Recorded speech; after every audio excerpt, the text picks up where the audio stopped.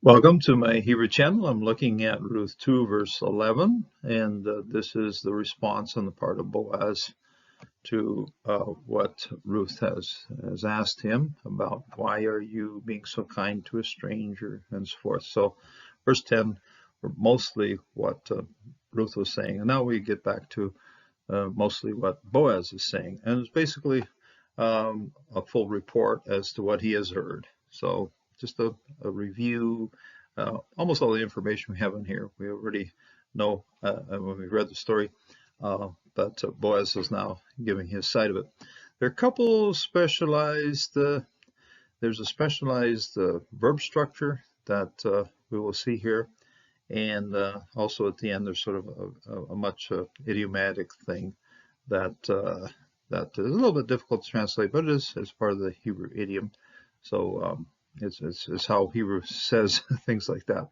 So anyway, we'll get to it, and here we are in Ruth 2, verse 11, and get out an English translation, a standard translation. Find your Bible app and start comparing things here, and we'll work through it. The verse 10 was the conversation that Ruth had expressed about herself, what was happening to her.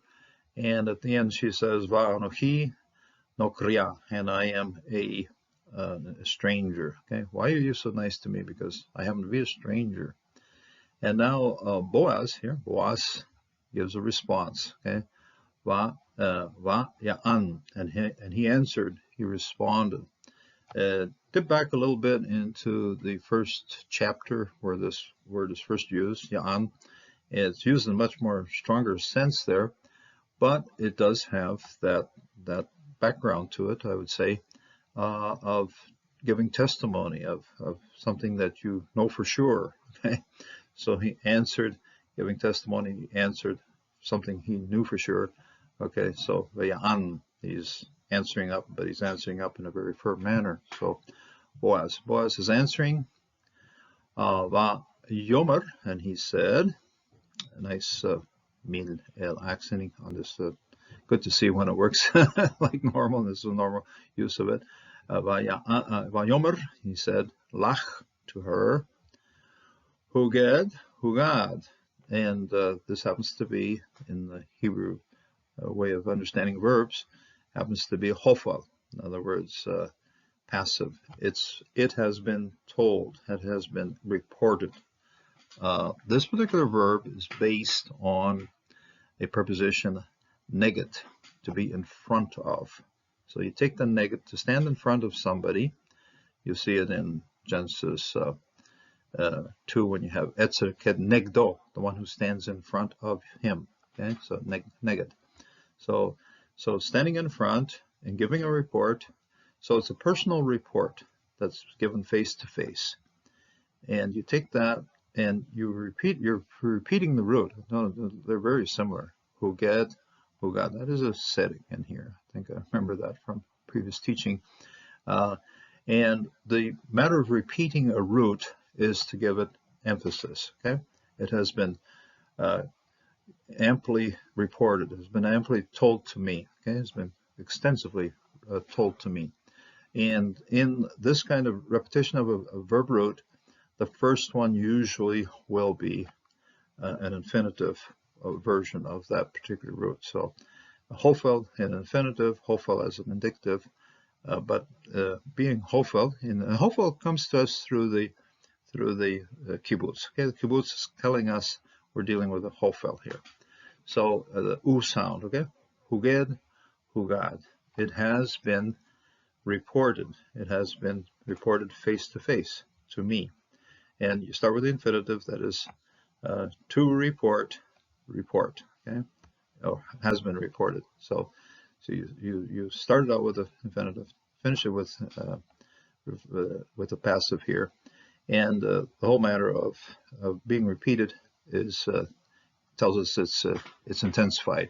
It's something that's much more punch to it. That's the way Hebrew does things. The Semitic languages generally do that, even in adjectives and so forth. I can remember in Arabic, katan, you have gadan, gadan, katan, katan, and then little bit by little bit, a little bit.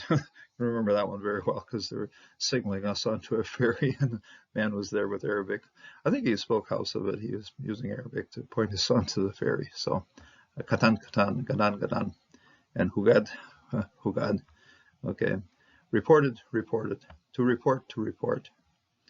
To me, kol, all, asher, which, asit, you did. Okay, second person feminine suffix form of this asa, okay, which you did at.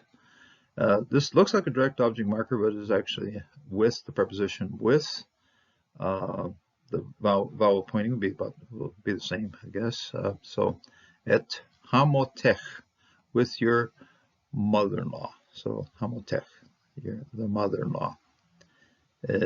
Has a tif because of the chet right here. So hamotech, your mother-in-law. This one has a imech, avich, imech, second person feminine suffix, your mother-in-law, your father, your mother, and so forth. You're going to see a lot of the kaf with little dots in it. I don't call it shava because it isn't really working as a shava. Although if you're going to use it as shava, just call it the silent shava. Okay, hamotech. Achare, after. Okay, mot, died.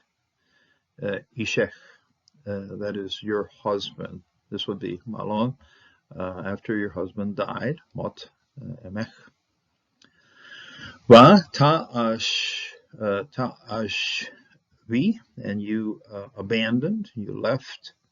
Azav, you'll see in Genesis 2, and then the young man shall abandon, leave his father's mother, Azav, and join himself to his wife. So this is Asav, to leave. You also see it in the Psalm, Eli, Eli, lama azavachtani, why have you abandoned me? Azav, very well known root here, but this you abandoned. You have the tau prefixing of this verb for the feminine gender of this verb. Then tazavi, you abandoned. Avich, your father. Ve imech, and your mother. Ve eretz, and land. Molad tech, and of your birth. This word birth derives from the base root of yod lamed dalet. As a verb, it would be yalad, to give birth. As a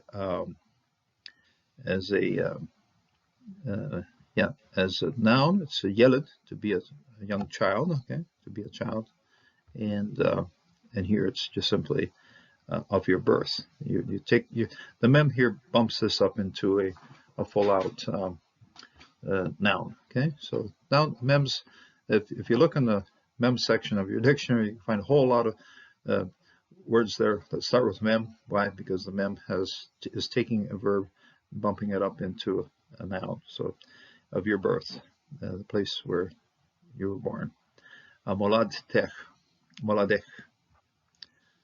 Molad tech, Lamad tech. Va telachi, and you walked. Find that also in the first chapter of Ruth. Where you walk, I will walk. Here it's telachi, and where you walked. El, to to a people. No definite article in front of this one, so just a people, to a people. Asher, which, okay, relative pronoun introducing a subordinate clause. Le, lo, okay, lo, lamed.